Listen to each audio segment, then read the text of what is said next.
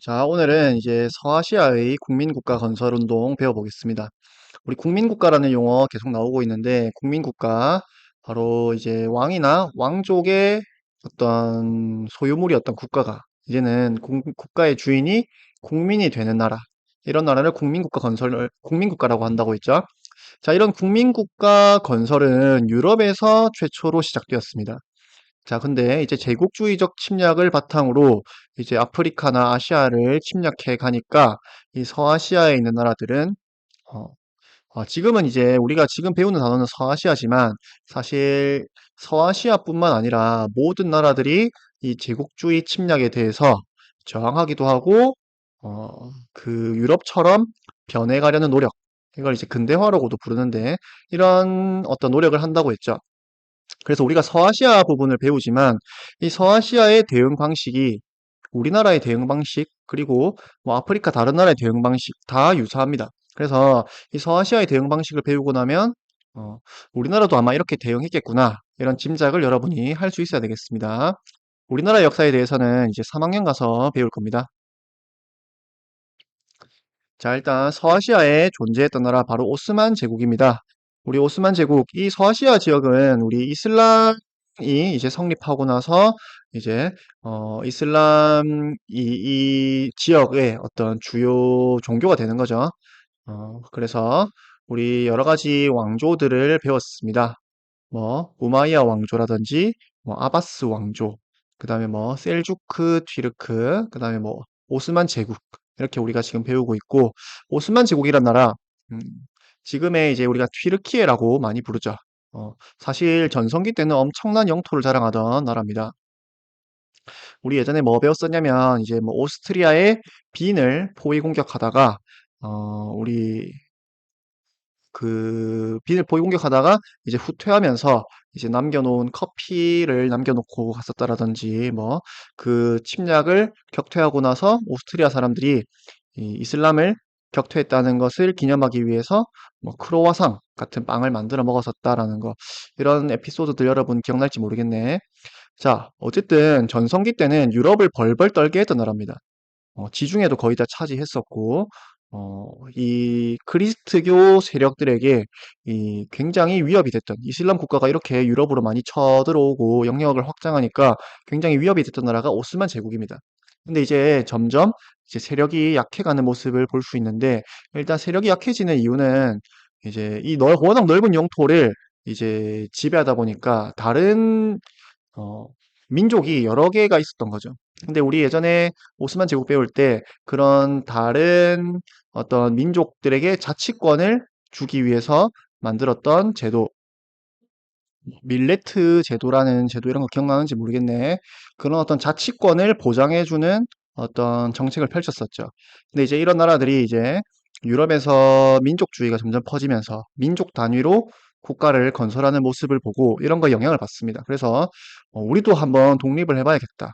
우리도 독립된 국가를 만들어 봐야겠다. 그래서 여기 있던 뭐 그리스 같은 나라들, 이집트 같은 나라들 서로 이제 독립운동을 막 펼치면서 이제 드넓은 제국이 조금씩 흔들리기 시작합니다.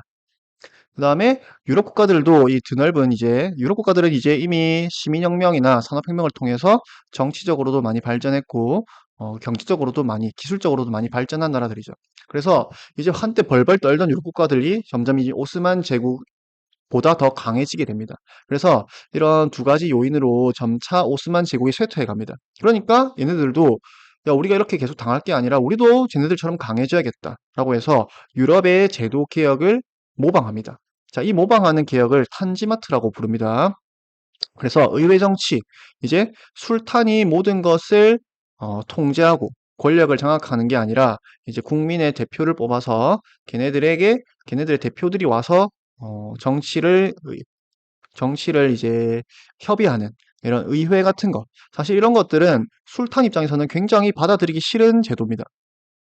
왜냐하면 원래 모든 것을 자기가 결정하다가 이제 국민의 대표랑 이제 협의를 해야 되니까 상당히 자신의 권력이 제한당하는 거죠. 그 다음에 유럽식 세금이나 교육이나 이런 개혁들을 이제 하는 게 탄지마트입니다. 자, 근데 이게 이제 결국 실패로 돌아가는 게, 이렇게 하면 점점 강해질 줄 알았는데, 이제 러시아와의 전쟁에서 패배합니다. 그러니까 술탄 입장에서는 야, 내가 이렇게 막 양보하고 했더니 이러면 강해진다며. 근데 안 강해졌잖아. 그냥 차라리 내가 다 할래. 다시 돌아갑니다. 그래서 이런 전제 정치가 이제 부활하는 거죠.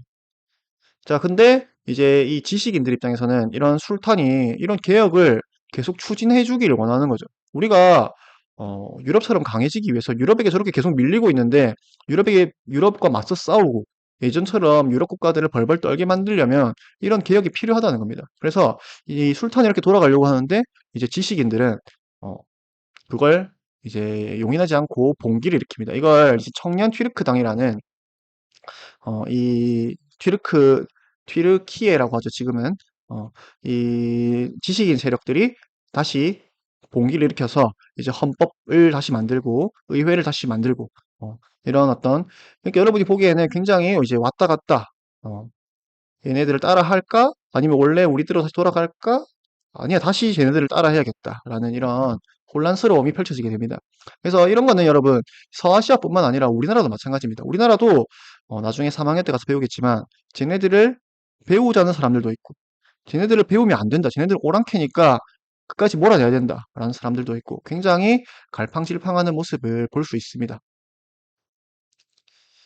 자, 이거는 이제 옆에 나오는 아까 우리 지도에 보면 이 부분은 지금 사우디아라비아 지역인데, 이 부분은 오스만 제국의 땅이 아니었습니다. 지금도 여기는 거의 다, 사우디아라비아는 거의 사막 지역이고, 뭐, 통제할 만한 지역은 아닌데, 여기서 이제 이 시기에 일어나는 게 와하브 운동이라는 겁니다. 그래서, 이슬람의 근본으로 돌아가자. 우리 아까 오스만 제국을 지배하는 민족은 튀르크족입니다. 튀르크족. 근데 여기 대부분 살고 있는 사람들은 이제 아랍 민족이죠. 아랍 민족. 그래서 우리가 튀르크족의 지배를 받는 게 아니라 우리끼리 국가를 만들자. 여기도 역시 민족 의식이 퍼지게 되는 거죠.